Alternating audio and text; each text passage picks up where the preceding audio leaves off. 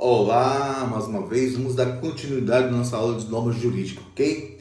Iremos agora falar sobre a aplicação da norma jurídica, ok? Vamos lá. Depois que uma lei ela é criada, ela vai ser aplicada, é óbvio, correto? Na sua criação, ela é genérica, ou seja, ela se refere a casos indefinidos. É o que nós chamamos no tipo, na linguagem técnica, uma norma jurídica. Correto? Então, a aplicação do direito é questão conexa com, ou seja, com a sua eficácia. Há um entendimento que a aplicação de uma norma jurídica é uma forma de eficácia. De modo que aplicar a norma jurídica equivale a assegurar ou concretizar a sua eficácia.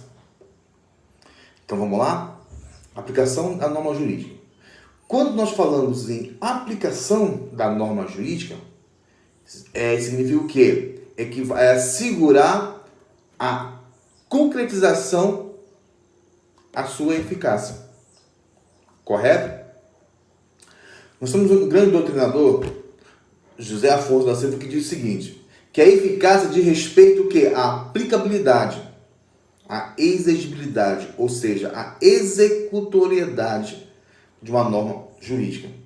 Ou seja, a aplicação de uma norma jurídica para o agente. Correto? Então, a aplicação da norma jurídica tem a ver com a sua eficácia. Correto? Porém, Virgílio Afonso da Silva diz o seguinte: eficácia é a aptidão para produzir o quê? Os efeitos. Efeitos de quê? Da norma jurídica. O que se diferencia do efeito propriamente. Correto? A aplicabilidade refere-se a uma conexão entre fato e norma. Correto? Para que haja a aplicabilidade de uma norma jurídica, é necessário que haja o quê? Um fato. E que esse fato esteja o quê? Inserido dentro de uma norma jurídica. Correto? Então, tratando-se de um conceito que envolve uma dimensão fática, que não está presente no conceito de eficácia. Concluindo a respeito dessa diferenciação entre aplicabilidade e eficácia, certo? Norma aplicável é aquela que não somente é dotada de eficácia, capacidade de produzir efeitos, mas também cujo suporte fático se conecta com os fatos de determinado caso concreto. Repetindo mais uma vez a diferença da eficácia, né, e da aplicabilidade. Olá, vamos lá. A norma jurídica não é somente dotado de eficácia, ou seja, a capacidade de produzir os efeitos, correto? Mas também ela compõe um suporte fático. Se conecta entre o fato de um determinado caso concreto. Quer vermos um exemplo bem esclarecedor para isso? Abra o seu Código Civil, no artigo 1238, que rege sobre o quê? O uso capião. Certo? A norma jurídica que regula o uso capião, ela é dotada de quê? De eficácia, ou seja, aptidão para produzir efeitos jurídicos. No caso que, qual é a finalidade do uso capião? Adquirir uma propriedade. Certo? Entretanto, a norma em questão não é aplicável na hipótese de tratar de um bem público. Por quê? Tendo em vista o quê? O dispositivo dos artigos 102 do Código Civil e 183 da nossa Constituição Federal, que diz o seguinte: se alguém possuir como seu, sem interrupção nem oposição, um imóvel público, por mais de 15 anos, não adquire a propriedade. O uso capião é o seguinte, o uso capião, em regra, é o seguinte: se você detém a posse de um imóvel, certo, por mais de 15 anos, e durante esses 15 anos não há um confrontamento, ninguém botou você na justiça dizendo que esse imóvel era dele, ou seja, não há nenhuma oposição quanto à sua posse, você pode adquirir essa propriedade por uso capião, certo? Essa é a eficácia da norma, certo? Porém, não há uso capião em bens públicos. Por exemplo, bens de propriedade da União, do Estado, dos municípios. Ou seja, não há como ter uso capião em bens públicos. Artigo 102 e 183 da Constituição Federal. Entenderam? Então, a norma jurídica que regula o uso capião, no artigo 1238 do Código Civil, ela é dotada de eficácia, ou seja, aptidão para produzir os efeitos. Porém, esse efeito, essa eficácia, não cabe em bens públicos. Correto? Ou seja, ela não tem eficácia em bens públicos, somente em bens particulares. Ok? Entenderam direitinho a questão do exemplo? Observa-se que no termo eficácia da norma jurídica, que acabamos de citar do exemplo, está sendo utilizado no sentido de capacidade, ou seja, de qualidade de produzir efeitos jurídicos, ou seja, de regular fatos e relações sociais a que se refere. Por exemplo, repetindo, uso capião, o que é uso capião? Uso capião é quando você adquire a propriedade por um lapso temporal. Ou seja, eu tenho uma terra e eu vivo nessa terra por mais de 15 anos.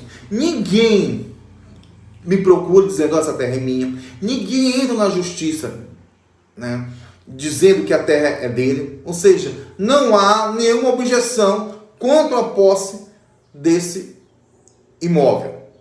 Correto? Se esse imóvel não for um bem público, não pertencer à União, Estados e municípios, eu posso requerer o uso capião dessas terras. Ela passa a ser minha. Ela passa a ser de propriedade minha. Ou seja, o artigo 1238 do Código Civil dá essa eficácia para mim adquirir essa terra. Porém, se essa terra fosse da União, por exemplo, do INCRA, eu não poderia invadir, eu não poderia requerer o uso capião. Ou seja, a questão da eficácia da norma, ela está referente à qualidade e à capacidade de produzir efeitos. Ela é capaz de produzir efeitos no caso de propriedades privadas, certo?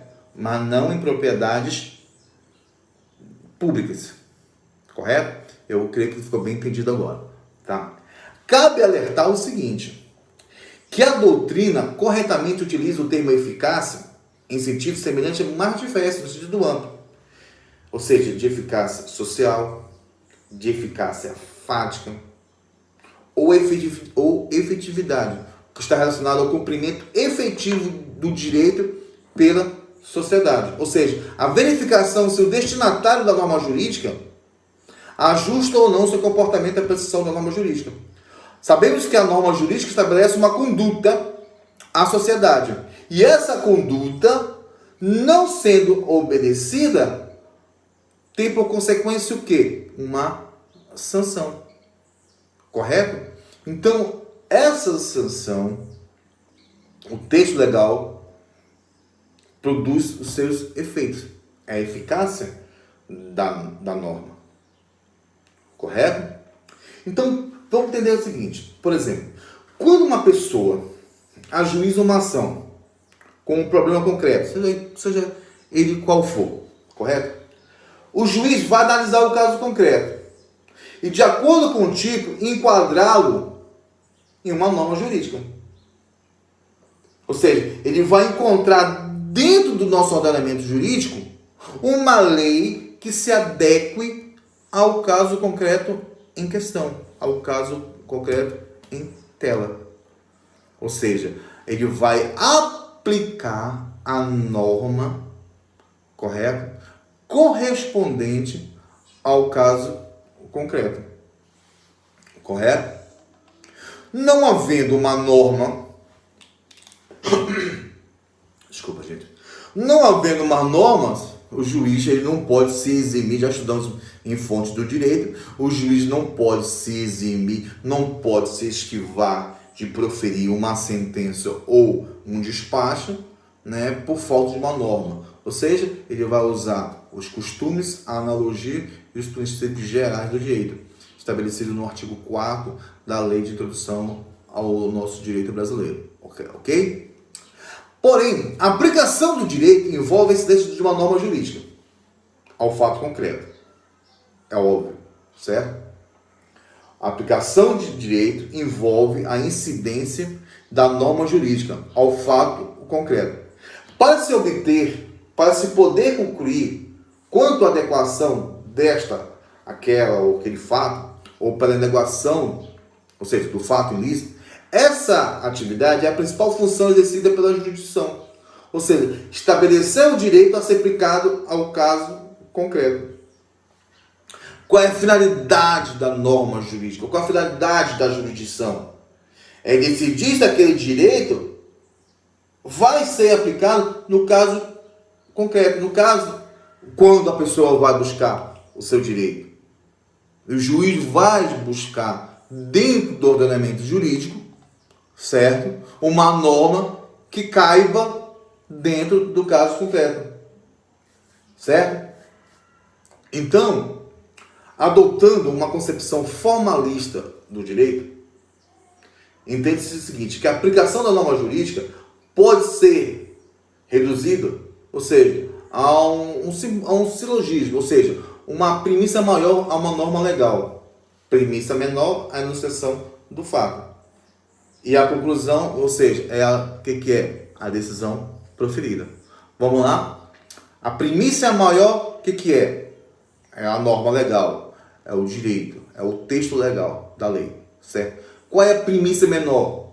A enunciação do fato, ou seja, o caso concreto. E qual seria a conclusão disso? A sentença. Sentença essa proferida por quem? Pelo juiz, pelo magistrado, pelo desembargador ou pelo ministro do Supremo Tribunal Federal ou Supremo Tribunal de Justiça. Ok? Vale observar o seguinte: a aplicação da norma jurídica é atividade feita não apenas pelo juiz. O legislador, ao editar leis, aplica a Constituição. As autoridades administrativas, ao expedir um ato administrativo, aplica normas jurídicas gerais. E o particular, ao firmar contratos e testamentos, por exemplo, também aplica normas gerais. O que eu quero dizer com isso? Que a aplicação das normas jurídicas não está atrelada somente ao magistrado. Entendeu? Não é ato privativo somente do magistrado a aplicação da norma jurídica. Repetindo os exemplos que eu acabei de falar. O legislador, quando edita a lei, ele aplica o quê? A Constituição.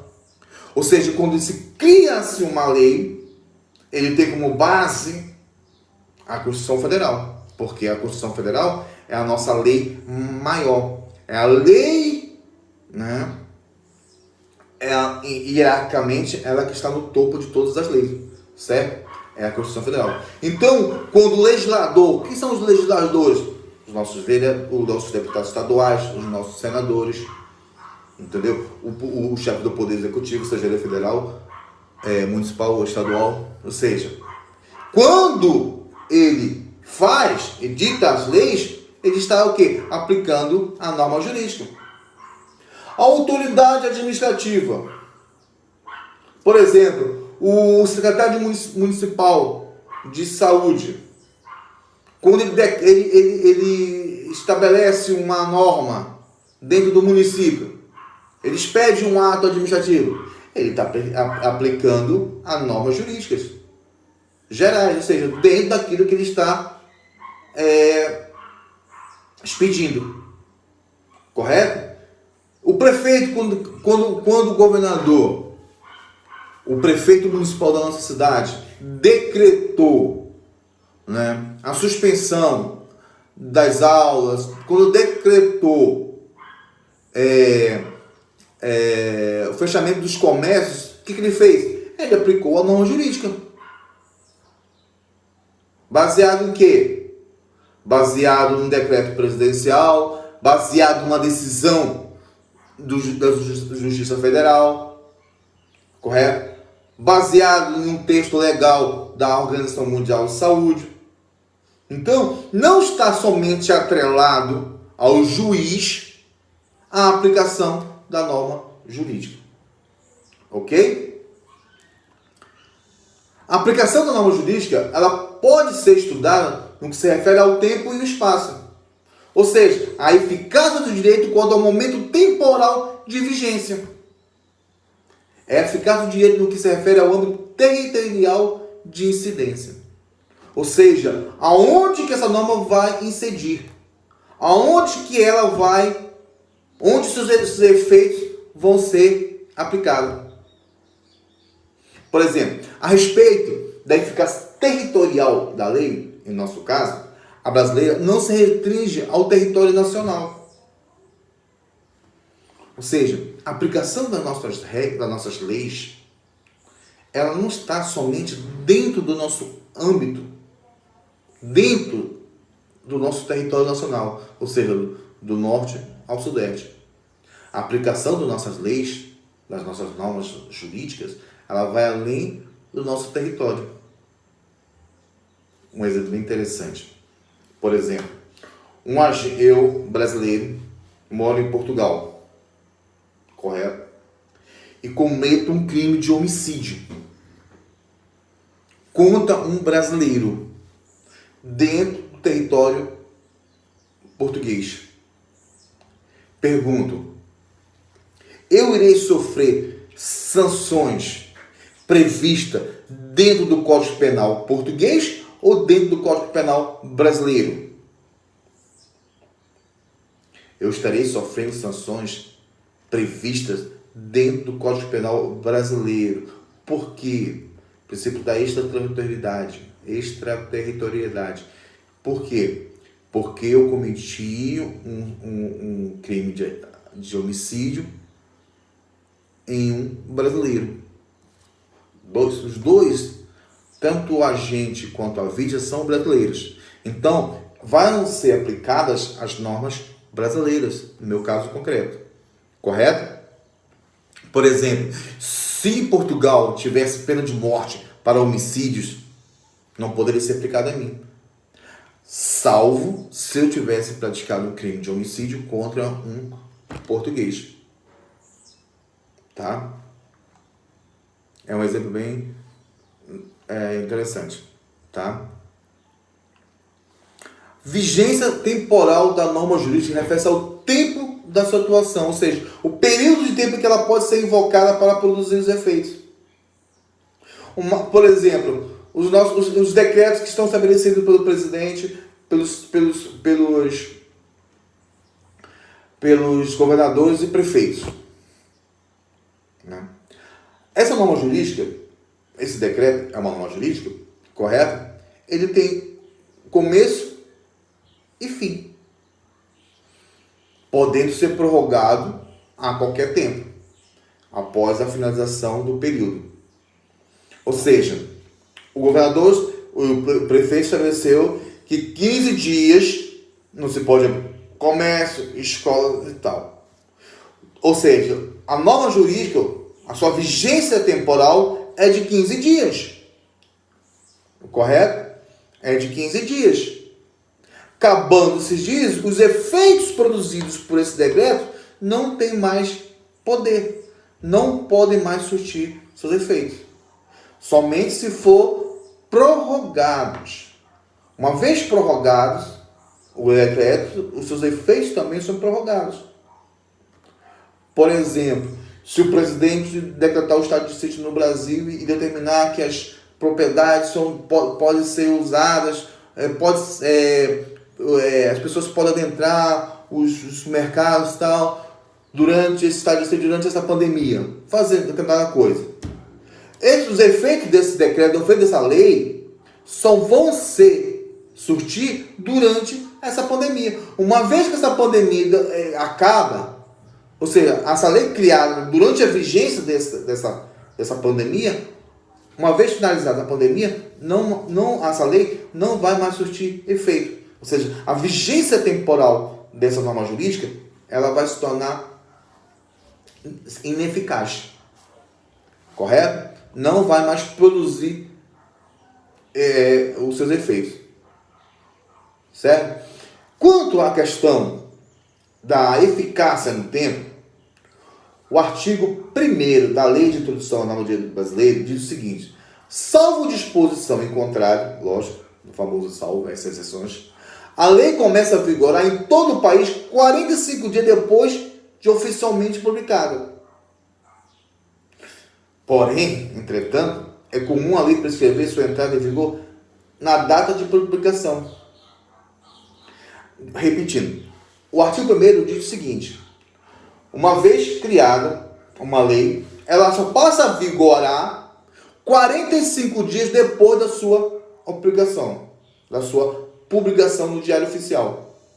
Às vezes, quando ela for valer, ela já perdeu seus efeitos, não vai ter mais validade. Ou seja, além disso, é possível que a lei fixe para o futuro a data em que entrará em vigor. Muitas vezes os decretos, leis, essa lei entra em vigor a partir da sua publicação. Se a for publicada hoje, seus efeitos vão passar a surtir efeito no momento que ela é publicada. Correto? Nós chamamos isso, por exemplo, o período o tempo entre a publicação e a lei entrar em vigor, nós chamamos esse dispositivo de vacatio legis. Ou seja, é o período do tempo em que a lei é criada e a sua publicação. Esse período justifica por que a existência da vacatio legis, gente. É para que haja uma divulgação ampla da nova lei. É para que todos tenham conhecimento desta lei. Um exemplo bem claro da vacatio legis, né, é o exemplo do nosso atual Código de Processo Civil. O nosso Código de Processo Civil, anos de estudo, foi publicado em 2015. Foi criado, né, foi aprovado, sancionado em 2015. Porém, os seus efeitos só foram ser produzidos em março de 2016. Ou seja, ela foi sancionada em 2015, porém seus efeitos só foi em 2016. Por que esse tempo? Para que a população, para que os magistrados, os operadores de direito, como você e como eu e você, futuramente, né, tenham conhecimento da lei. Correto? Ou seja, para que tenha uma ampla, né, divulgação desta lei. Ou seja, enquanto o período de vacatio legis não terminar a lei, não tem força obrigatória, ainda que tenha sido publicado. Por mais que a lei, no caso, quando o nosso Código de Processo Civil foi criado, ele já estabeleceu a data da sua aplicabilidade, a data que os efeitos dela seriam se tornar públicos. Ou seja, por mais que ela tenha sido sancionada e publicada, e a vacatio legis predeterminar uma data para os seus efeitos tornem-se públicos, tornem-se eficazes, ela não vai ter eficácia. Certo? De acordo com o artigo 8º da Lei Complementar 95/1998, a qual dispõe sobre a elaboração, a redação, a alteração e a consolidação das leis, a vigência da lei será indicada de forma expressa e de modo a contemplar prazo razoável para que ela tenha amplo conhecimento, reservada a cláusula que entre em vigor na data de sua publicação, para a lei de pequena repercussão. Professor, não entendi nada do que o senhor falou. O que quer dizer isso? O artigo 8º da Lei Complementar diz o seguinte: uma vez que a lei é criada, ela é sancionada, ela é aprovada, ela tem que no seu texto legal, certo? A forma expressa e de modo a contemplar o prazo razoável para que ela tenha um amplo conhecimento. Exemplo repetido mais uma vez no nosso Código de Processo Civil. Ela foi aprovada e sancionada em 2015. Porém, no texto legal dizia que isso aí ia passar a surtir seus efeitos em 27, salvo engano, dia 27 de março de 2016. Salvo a exceção, né? Quando lá no finalzinho do texto, no finalzinho da lei, diz o seguinte: entra em vigor na data de sua publicação. Ou seja, foi publicada, eu fiz a lei hoje, sancionei hoje, eu publico amanhã, os seus efeitos vão se tornar, né, vai surgir seus efeitos a partir de amanhã. Isso vale para leis de pequena repercussão, leis pequenas. Agora, leis grandes, de repercussão nacional, né, de efeito erga omnes, genérico para todos, aí sim, no âmbito da lei, no texto legal, tem que haver a previsão expressa, de modo bem claro, né, a data correta que ela passa a surtir seus efeitos. Certo? O parágrafo 1º desse mesmo artigo 8º, incluído pela Lei Complementar 107 de 2001, prevê a contagem do prazo para entrar em vigor das leis, que estabelece período de vacância. Ou seja, far-se-á uma inclusão da data da publicação e do último dia de prazo, entrando em vigor no dia subsequente à sua consumação integral. É um dispositivo criado por outra lei complementar, né, criando um parágrafo do artigo 8º da Lei Complementar 95/98, que diz o seguinte: para que a lei, no texto legal, tem que haver expressamente, né, o prazo razoável para que a lei tenha conhecimento em amplo geral, né, em âmbito geral, correto? As leis que estabelecem período de vacância deverão utilizar a cláusula por exemplo, toda lei que exige, que estabelece um período de vacância. Sabemos que período de vacância, a vacatio legem, é o período pela que a lei, né, vai passar a surtir seus efeitos, correto? É um prazo que a população ou os operadores de direito têm em conhecer essa nova lei. Então, toda lei que tiver a vacatio, né, diz o seguinte, tem que ter uma cláusula que diz o seguinte: esta lei entra em vigor após decorridos os prazos de sua publicação. O legislador vai dizer qual é o prazo. Por exemplo, vou de novo repetir o nosso processo civil. Exemplo, podemos dizer assim: foi publicada e sancionada em 2015. Essa lei passará a produzir essa lei entra em vigor após decorrido 180 dias de sua publicação, né? Por exemplo, aí, correto? Isso que eu acabei de falar está inserido no parágrafo 2º da lei complementar número 95, no seu artigo 8º, incluído por outra lei complementar, certo? 107 de 2001, tá? Leis de pequenas expressões, lei de pequenas expressões, de pequena repercussão, no finalzinho da lei tem que dizer o seguinte: a seguinte cláusula: esta lei entra em vigor na data de sua publicação, correto?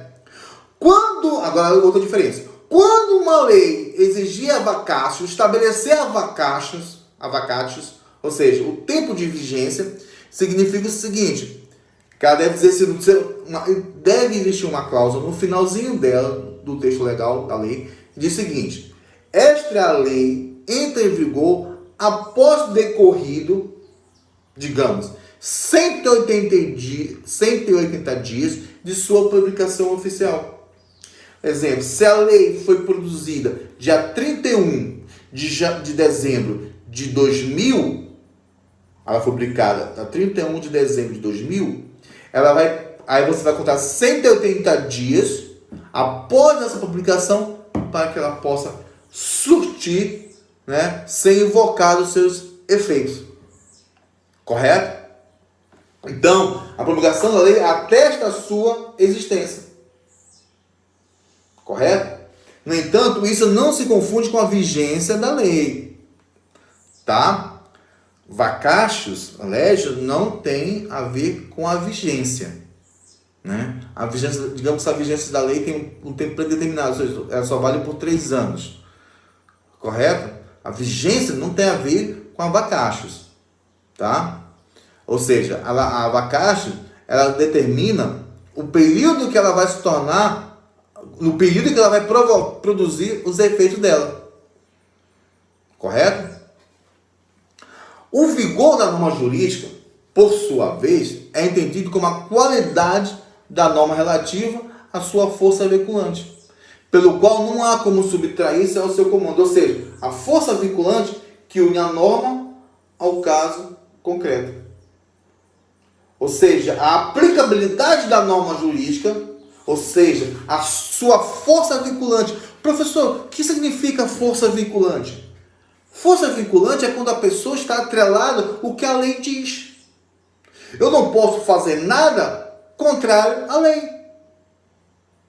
Correto? Eu estou vinculado à lei. Correto? Então, a força vinculante da lei que une a norma ao caso concreto. Ok? Existe. Ninguém, quando eu falo ninguém, é você e eu, todos nós, se escusa de cumprir a lei, alegando que não conhece. O artigo 3º da Introdução às Normas do Direito Brasileiro, a LNDB.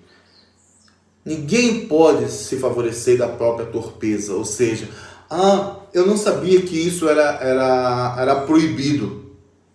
Eu não sabia que isso era contrário à lei. Eu não sabia que a conduta que eu pratiquei está em desconformidade da lei. Eu não posso usar isso a meu favor. Correto? Lógico, salvo, né, o famoso erro de direito. O que quer dizer erro de direito? De acordo com o artigo 139, inciso 3º do Código Civil, diz o seguinte: o erro é substancial quando, sendo de direito e não implicando a recusa à aplicação da lei, for o motivo único ou principal do negócio jurídico. Correto?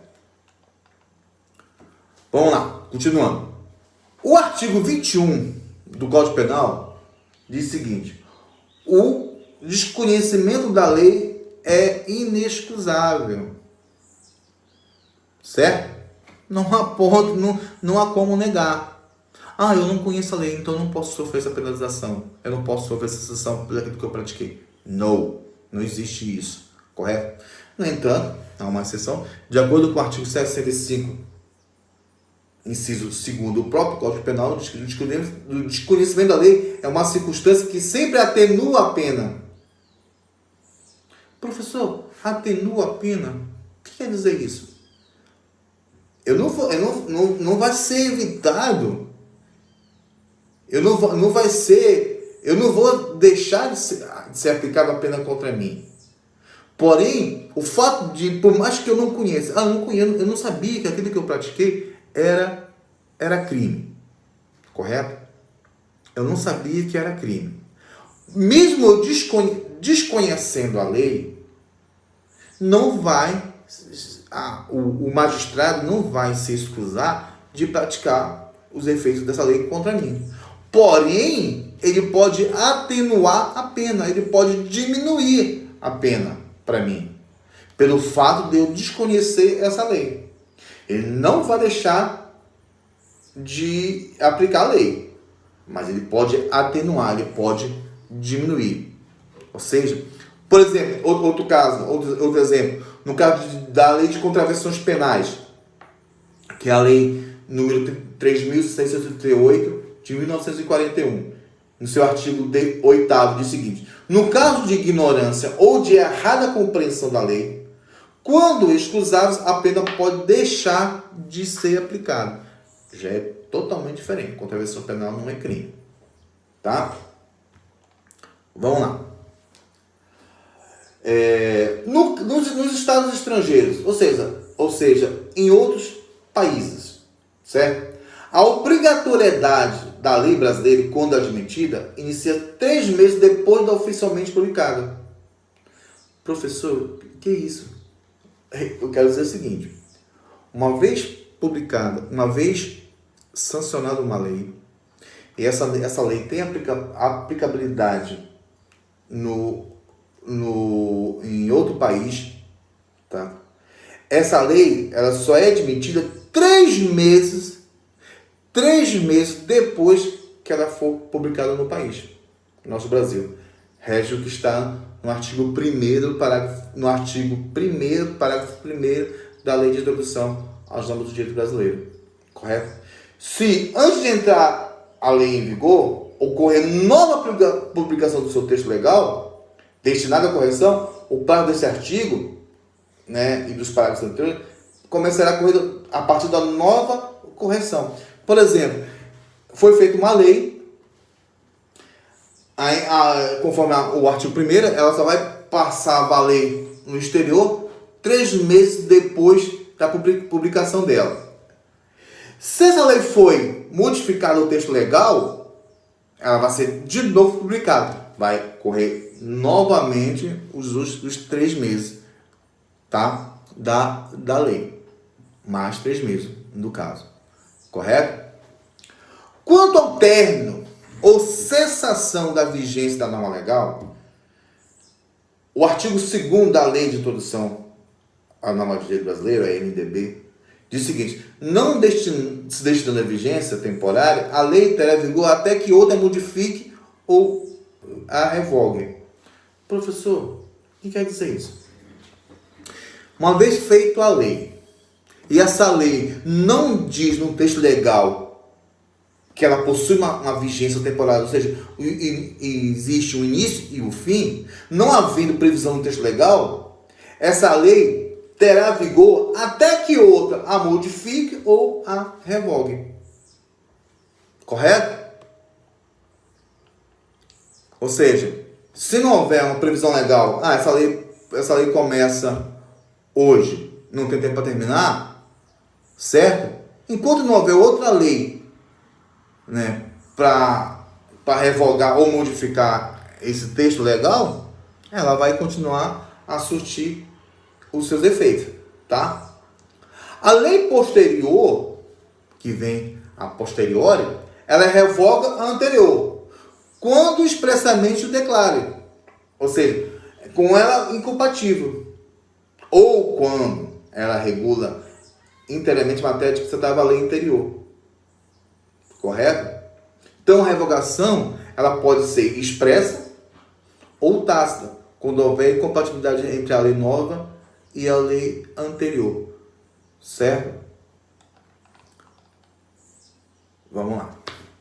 Em conformidade com o artigo 9º da Lei Complementar 95 de 98, com redação determinada pela Lei Complementar 107 de 2001, a cláusula de revogação deverá enumerar expressamente as leis ou disposições legais revogadas. O que quer dizer isso? Quando eu crio uma lei para revogar outra lei, certo? O artigo 9º da Lei Complementar 95/98 determina que haja uma cláusula de revogação onde enumere expressamente as leis ou disposição revogada. Ou seja, eu tenho que expressar no texto legal da nova lei que está sendo revogada a lei número tal.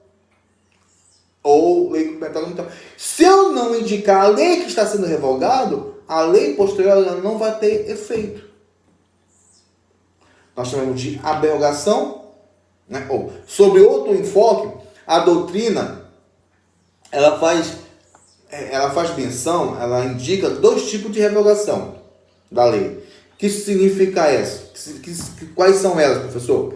A aberrogação, quando se é uma revogação integral da lei, ou seja, eu revogo a lei na sua totalidade, a outra lei. Eu crio uma lei para revogar a outra lei em sua totalidade. Ou a derrogação, é quando eu crio uma lei para revogar um artigo, um parágrafo, um texto, uma frase, e assim por diante. Então, quando eu falo abrogação, eu quero revogar toda a lei. Quando eu falo derrogação, eu quero revogar a lei em partes. Ok? A lei nova, que estabelece disposições gerais ou especiais, a par da existência, não revoga nem modifica a lei anterior. Né? Artigo 2º da Lei de Introdução às Normas do nosso Código Civil. Tá?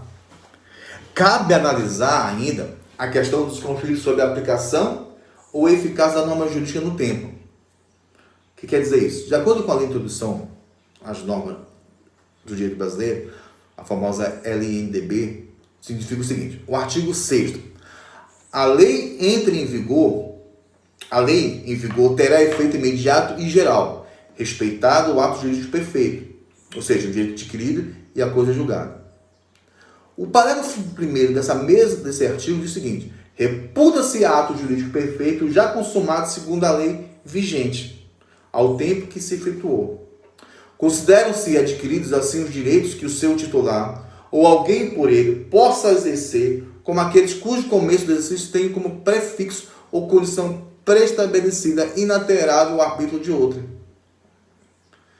O que o artigo 3º fala? Chama-se coisa julgada ou caso julgado a decisão final que não cabe mais recusa.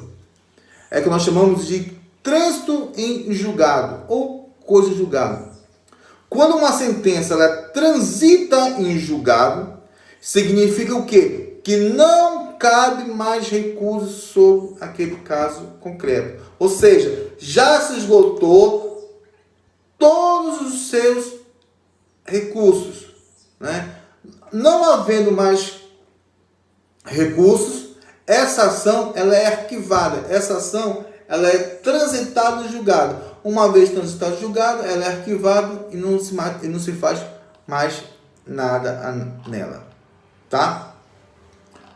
Vamos falar um pouquinho agora do princípio da irretroatividade. Insere como forma de manutenção e garantia da dispensável segurança jurídica. Professor, o que quer dizer isso?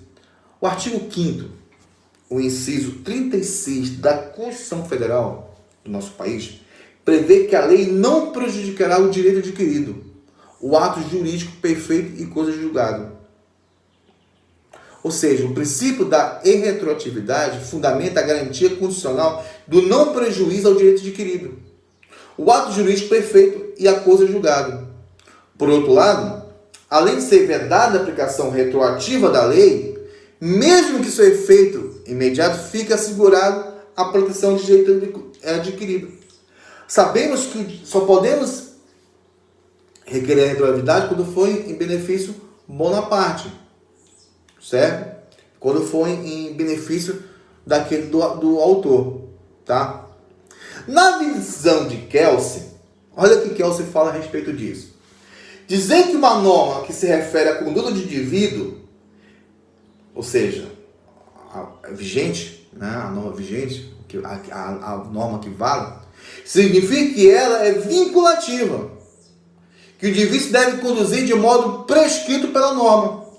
Ele quer dizer o seguinte, que o indivíduo, que o agente, que eu e você, né, devemos agir conforme a norma. Nós estamos vinculados à norma jurídica.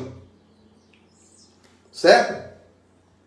Ou seja, mais adiante, complemento, ele fala o seguinte, que o fundamento da validade de uma norma apenas pode ser a validade de outra norma. Quer dizer o seguinte, que uma norma inferior busca a sua validade numa norma que lhe é superior. Esta, por sua vez, busca a sua validade numa norma que também lhe é superior. E assim sucessivamente. Certo? Quando ele fala em norma, quando a questão da retroatividade das leis, das normas, ele fala o seguinte, repetindo mais uma vez, que a validade de uma norma que é superior, busca a sua validade numa norma que também é superior. Ele nunca vai buscar a validade da sua norma em uma norma inferior. Correto? Então, ele sempre vai, com uma norma inferior, sempre busca a validade de uma norma superior. Nunca uma norma superior vai numa norma inferior. Certo? Então, aqui nós terminamos a nossa matéria sobre a questão da aplicabilidade da norma. Certo? Na nossa próxima aula, nós iremos finalizar a nossa matéria de normas, quanto à questão da existência, validade, vigor e eficácia da norma. Ok? Um grande abraço para vocês e uma boa semana para todos. Tchau!